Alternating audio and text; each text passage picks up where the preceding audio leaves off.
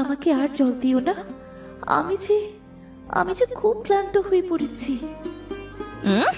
তুই ক্লান্ত হয়ে গেলে আমার বয়ে গেছে। আমার মরিচ চাই, সোনার মরিচ, বেশি বেশি সোনার মরিচ চাই। না না, এখানে আর থাকা যাবে না।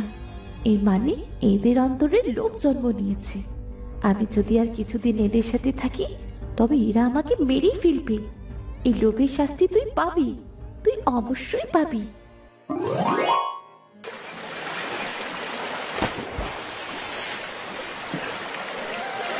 কি জ্বালায় পড়লাম বলো তো। রোজ রোজ জালে মাছ বাঁধে না, আর যা বাঁধে তাতে তো সংসার চলে না। ঘরে বউয়ের জ্বালা, বাইরে লোকে হাসাহাসি করে। দেখি আর কিছু সময় দেখি, আর কয়টা মাছ পেলে হাটে নিয়ে যাব।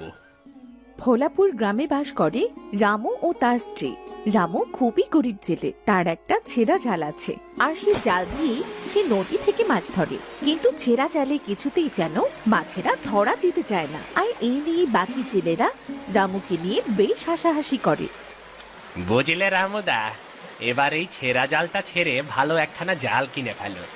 রোজ রোজ এভাবে মাছের আশায় বসে থাকলে একদিন দেখবে তোমার কোমরে মরিচা পড়ে যাবে গো। সে গেলেও বাঁচি গো, অন্তত বউয়ের গালমন্দ থেকে তো বাঁচবো। আজও সেই 2-4টে মাছ জালে বাঁধলো। যাই, এই দুটো নিয়েই বাড়ি ফিরি।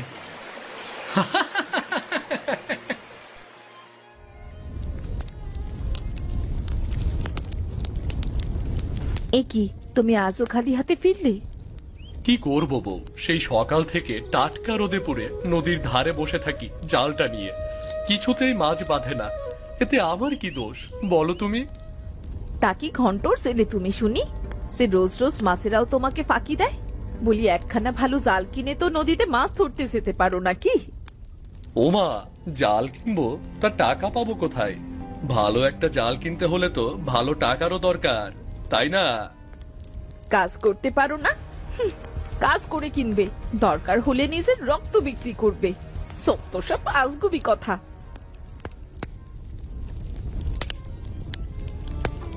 এই নাও, এটা বিক্রি করে একটা জাল আর ঘরের জন্য কিছু খাবার নিয়ে আসো।